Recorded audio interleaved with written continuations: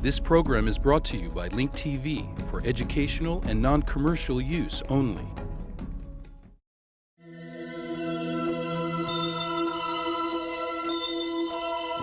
Mosaic, a daily news program from Link TV, presents a selection of news reports from independent and state-controlled broadcasters from throughout the Middle East.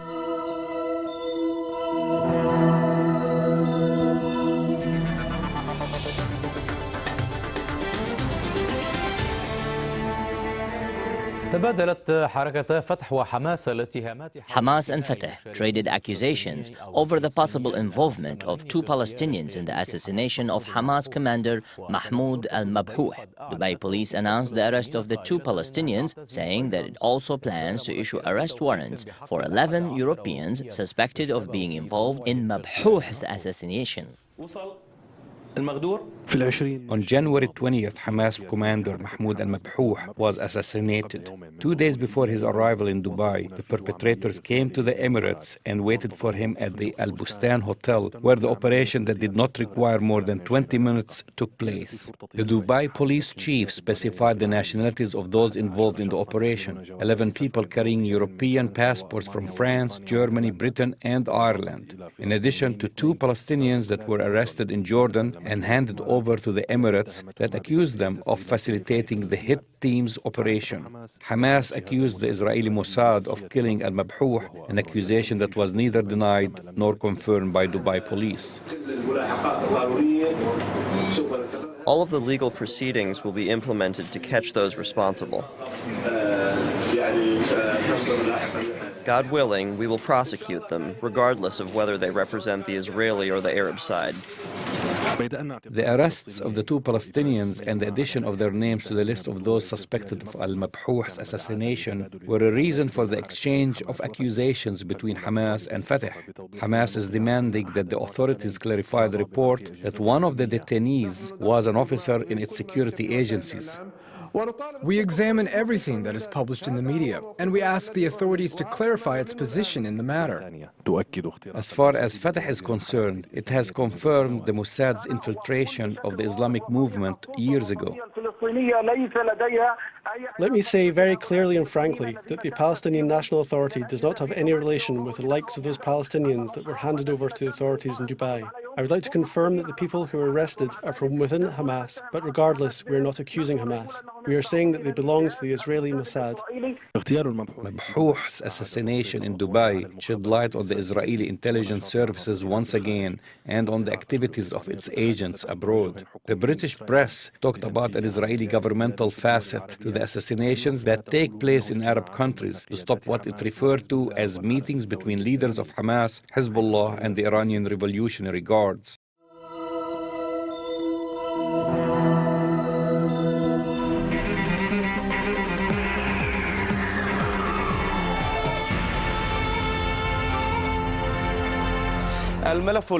Chairman of the U.S. Joint Chiefs of Staff, Admiral Michael Mullens' visit to Israel was dominated by the Iranian nuclear issue. Mullens expressed Washington's concern that Israel's intention to launch military strikes on Iran could have unintended consequences. Ziad Halabi has the details. Israel fears that Washington may end up legitimizing a nuclear Iran, while the U.S. is concerned that Israel is leaning towards a military attack on Iran, which may lead to more confusion and severe repercussions in the region. The chairman of the U.S. Joint Chiefs of Staff, who is visiting Israel, tried to reassure the Israelis that the military option is still on the table, but that it is not desirable for the U.S., at least not at the moment. Iran cannot have a nuclear weapon or nuclear capabilities. This is very clear from a policy standpoint. But I worry a great deal about the unintended consequences of a military strike. We have not taken the military option off the table, but we are not there yet. I hope to use all diplomatic methods. Despite attempts on both sides to patch the strategic differences between the U.S. and Israel, the Israeli defense minister who met with the U.S. general hinted at the presence of disputes disputes over the solution to the Iranian nuclear issue. Israel doubts the effectiveness of sanctions and diplomatic methods. We welcome the Admiral, who is a friend and represents Israel's most important ally for decades. We will work to improve Israel's security. Sometimes differences arise between friends, but we know how to bridge them and to continue working together. Mullen estimated that it would take Iran 1 to 3 years to acquire a nuclear weapon. Despite the dominant belief that Israel will not launch strikes on Iran without coordination from Washington, U.S. Vice President Joe Biden will visit Israel next week in an additional attempt to calm Israel and prevent any surprises from Tel Aviv. إضافية للتهدئة ومنع أي مفاجآت قد تبيتها تل أبيب. Israel claims that it has no desire to lead a war on Iran, but the talks about a possible military strike continue, but cannot be found on the U.S. agenda. While Washington is preparing for more sanctions, Israel doubts their effectiveness.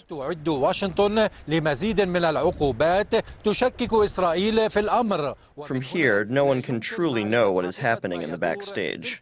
It's heading either towards military attacks or imposing more sanctions. Ziad Halabi, Al Arabiya, East Jerusalem.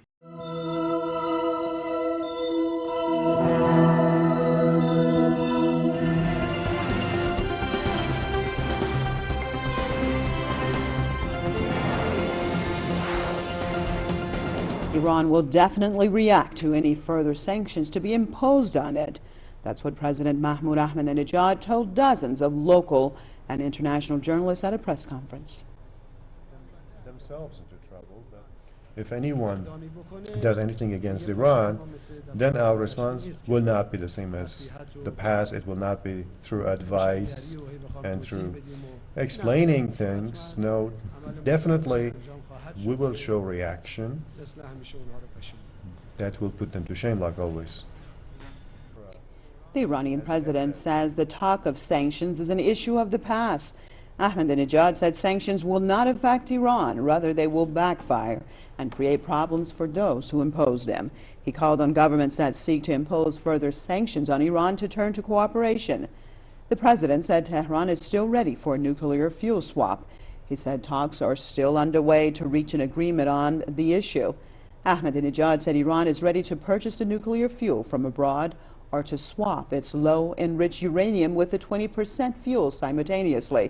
The president added that Iran has successfully tested a new generation of centrifuges to be used in nuclear plants in the near future. Ahmadinejad says Iran is capable of further enriching its uranium if the West fails to supply it with the fuel for its Tehran research reactor. Meanwhile, Iranian foreign minister has strongly criticized U.S. Secretary of State Hillary Clinton's remark that Iran is moving towards a military dictatorship. Military dictators are those who waged that bloody war in Vietnam, and in the wake of that, anywhere there was any fighting, be it, or they either gave rise to it or they fanned it up and kept it going. Inside their own countries, they bombed their opponents at home through aerial bombardments. Manager Motaki made the comments at a joint news conference with his Turkish counterpart Ahmet Davutoglu in Tehran. He said Washington's record in the Middle East is full of contradictions. Motaki added that the U.S. must make a proper assessment of the region's situation before making any decision. Turkey's foreign minister, for his part, said Iran and Turkey are deepening their ties. He said Iran plays a vital role in the region, adding Turkey's fate is intertwined with that of Iran. Now, staying with Iran, a top Iranian lawmaker has said the majority of parliament members agree on downgrading or even severing ties with the UK. This after British Ambassador to Tehran Simon Gass urged the Iranian parliament not to review ties with Britain. In a letter to the British envoy, the head of the Iranian parliament's National Security Commission explained that the move would be in response to Britain's interference in Iran's internal affairs. The Iranian MP Alauddin Burjudi said Britain was involved in Iran's post-election unrest. He also accused London of supporting former Iraqi dictator Saddam Hussein's regime during its 8-year war against Iran, backing anti-Iran sanctions over the past few years over its peaceful nuclear program, and supporting and harboring anti-Iran terrorist groups such as the MKO. Bourjadi then advised the British government change its policies towards Iran based on mutual respect. Russia says the international community must be sure that Iran's nuclear program is peaceful. The Kremlin's spokesperson says Moscow will not exclude sanctions against Tehran, but only if Iran does not fulfill its obligations. Natalia Timakova also urged Iran to work more closely with the International Atomic Energy Agency, IAEA, and provide information about its nuclear program. She said President Dmitry Medvedev has also outlined Moscow's position on Iran's nuclear program to Tel Aviv during the Israeli Prime Minister's visit to Moscow, which was aimed at persuading Russia to support further anti-Iran sanctions. Russia has already announced that a military strike on Iran would be a big mistake, and disputes over Tehran's nuclear program must be resolved through diplomatic means only. Tehran says it is examining a possible family visit for 3 U.S. citizens arrested for illegally entering Iran. Now, Tehran's senior human rights official, Mohammad Javad Larijani, says the Swiss ambassador had presented him a request for the families of the Americans to visit them. Larijani hopes authorities will allow the visit soon. Switzerland acts as a go-between for Iran and the United States, which have not had diplomatic relations since the 1979 Islamic Revolution.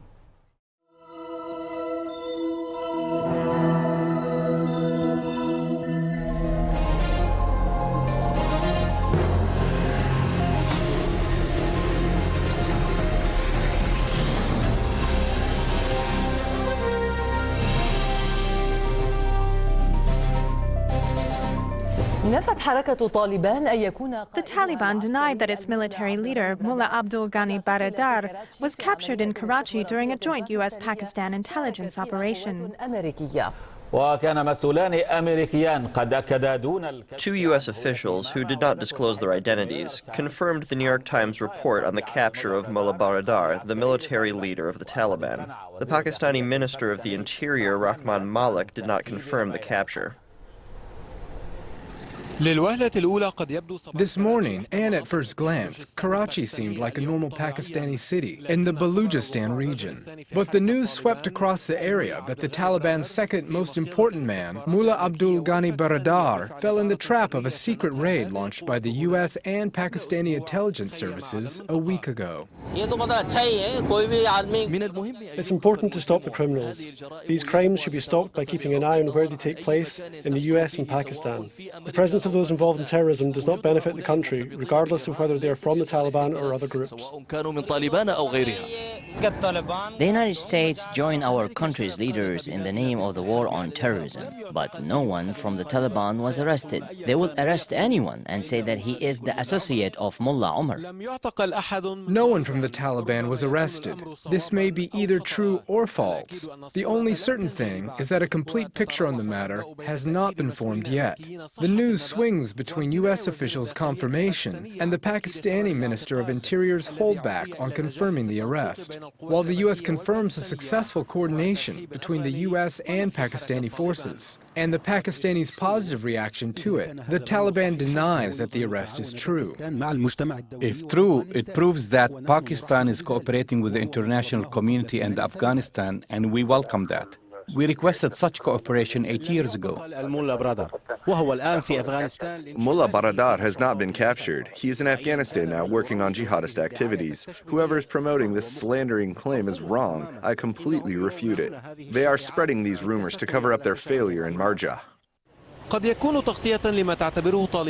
It might be a cover-up for what the Taliban considers a failure in Marja.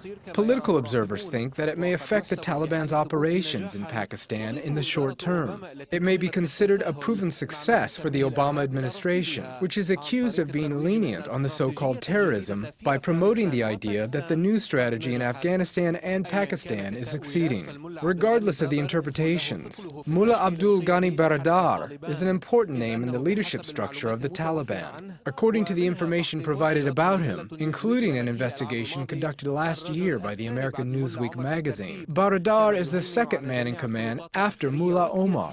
He also dominates all the military, political, financial, and religious authorities, and he recruits and ousts high-ranking Taliban leaders. He leads important military meetings and shura gatherings, in addition to releasing political documents signed in his name.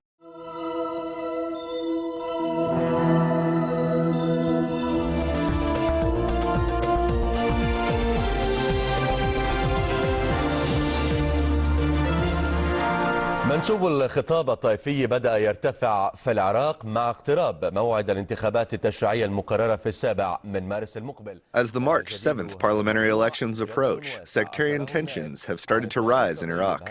Representative from the Sadirist movement, Baha al-Araji, caused controversy when he made negative comments about Caliph Abu Bakr al-Sadiq on television, which compelled Sunni parties to demand an apology. This comes as a new wave of explosions shook the headquarters of the Labour Coalition Party and the National Salvation Party.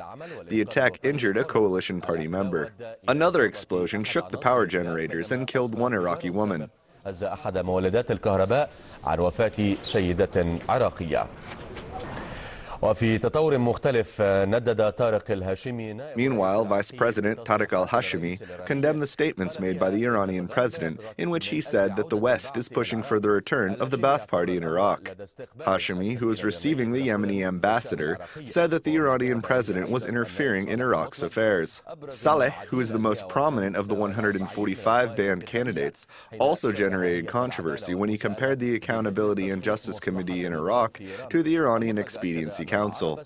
Saleh al-Mutlaq reiterated that Sunni Arabs will participate in the March 7th elections, despite the authorities' attempts to have the Sunnis boycott them. He urged dialogue as a means for Iraq not to be dragged to the wrong place, referring to sectarian violence.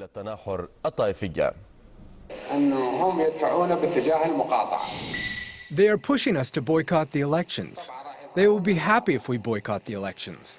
We want to tell them that we already tasted the bitterness of the boycott. We have entered the political process in order to avoid the boycott. We know that is not the solution.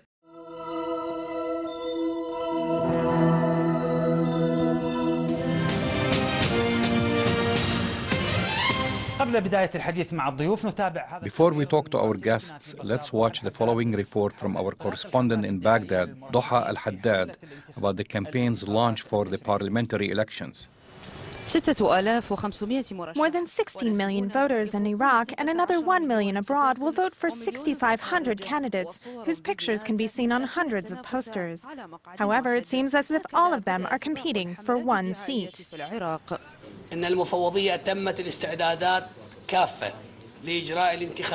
The Electoral Commission completed the preparations in order for the elections to be held as scheduled on March 7, 2010. The voting will take place in the many districts that were approved according to the law. There are 350,000 employees who will be distributed among 50,000 election stations throughout the Iraqi provinces.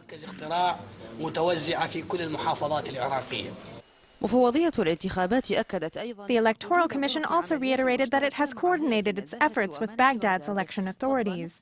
In addition, it has published reports about parties and candidates who violate the regulations. The Iraqi people, whose future will be affected by the results of these elections, hold mixed views. All of them are thieves and robbers, I swear by the Quran. We are unemployed. What did we do wrong? The young men have no place to go. Families are humiliated and displaced.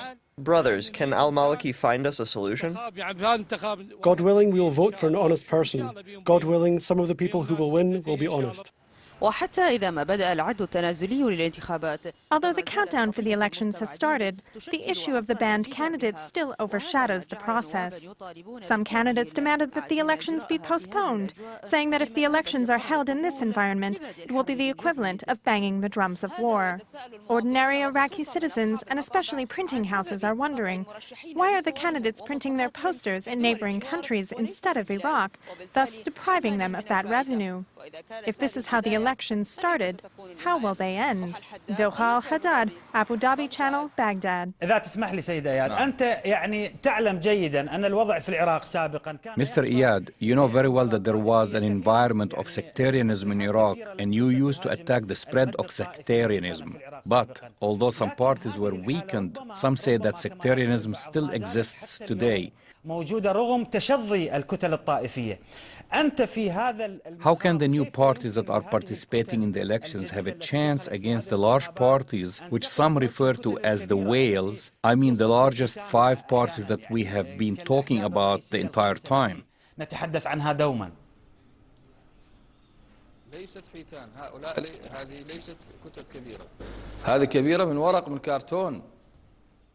In reality, these are not large parties. They are not whales. They are made out of cardboard. Where were these parties 5 years ago?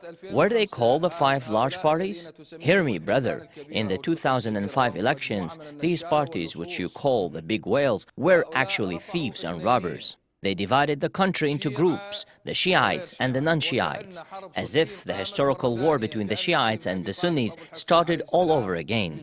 It is as if Ali bin Abi Talib, peace be upon him, is in one side and Muawiyah bin Abi Sufyan is on the other. They divided the Iraqis through their deceitful media. The Iraqi people are not divided based on sectarian groups, and throughout Iraq's history, there was no sectarian division. In these elections, the thieves and robbers are trying to divide Iraq into 2 groups, the Baathists and non-Baathists, in order to cover up their failures, bad management, and the theft of the Iraqi public funds during the past years.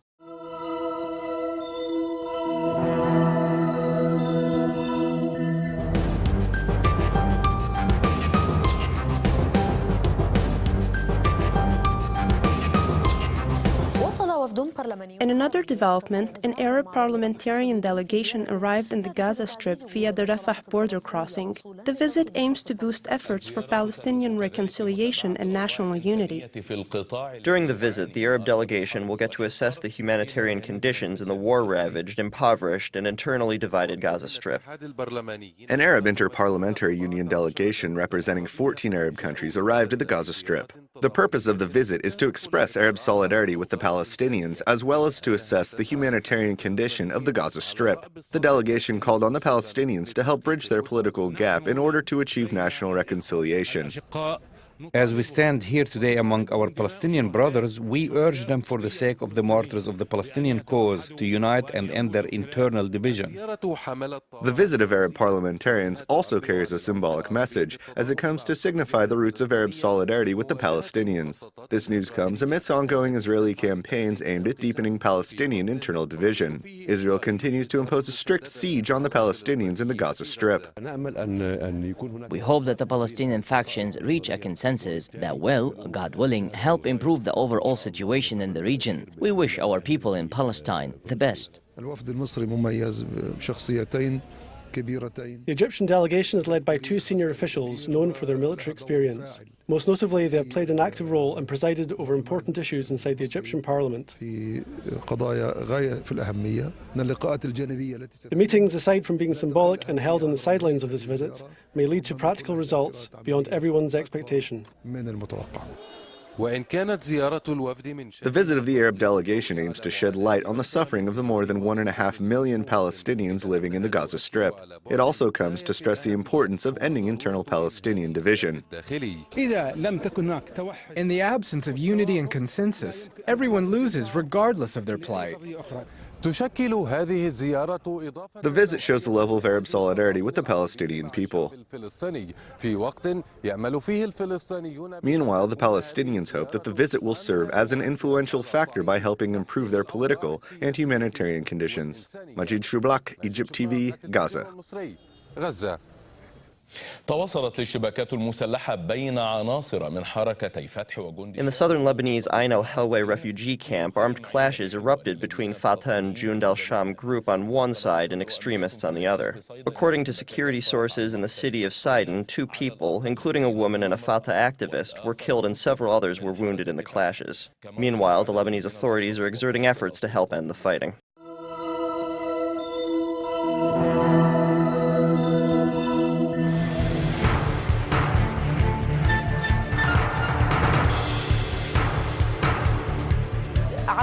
New TV reporter Kristen Habib traces the steps of Saint Maroon in the Syrian villages where the healer of the Maronites lived, practiced asceticism, and died.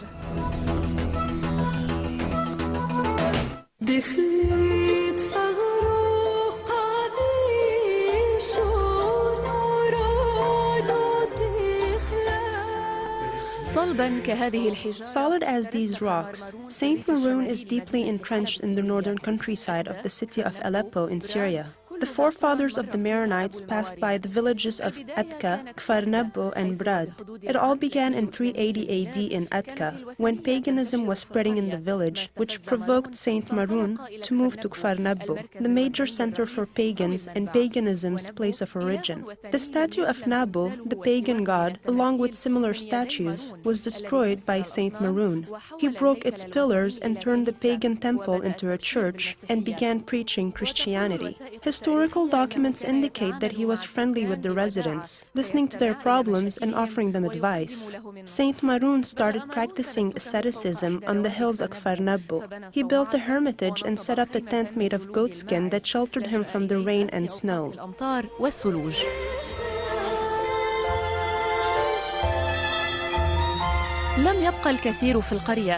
Not much remains in the village, but tourists can still see the ruins of a hotel built when this location became a destination for pilgrims after the saint passed away in 410. Today, Kurdish families live in Kfar Nabbo. Their lifestyle is not very different from the asceticism and simplicity that dominated Saint Maroon's time.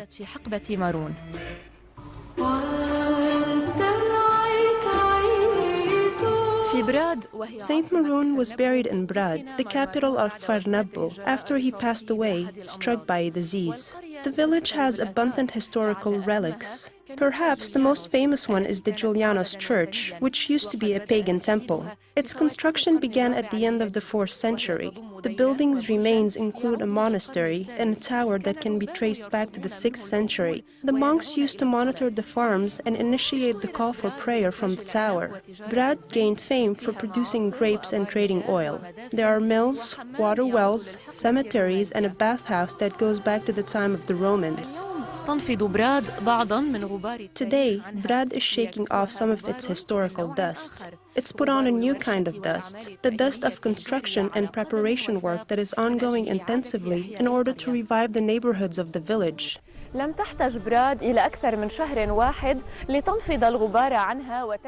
did not need more than a month to dust itself off and put on a new garment. It is expected to become a tourist destination and a pilgrimage center for Eastern Maronites. Everyone in the village is ready to transform the Saint Maroon festival from a simple transient memory into a grand celebration. From the village of Brad, Kristen Habib, New TV.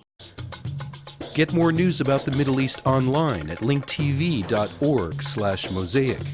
The Mosaic webpage offers a complete archive of Mosaic programs, program transcripts, the Mosaic video podcast, and the Mosaic Intelligence Report, a weekly analysis of the hottest stories from the Middle East.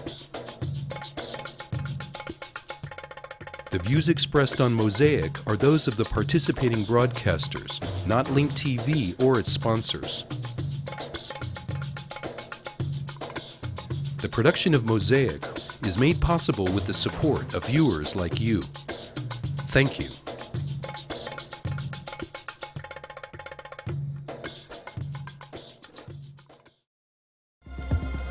This program is brought to you by Link TV for educational and non-commercial use only.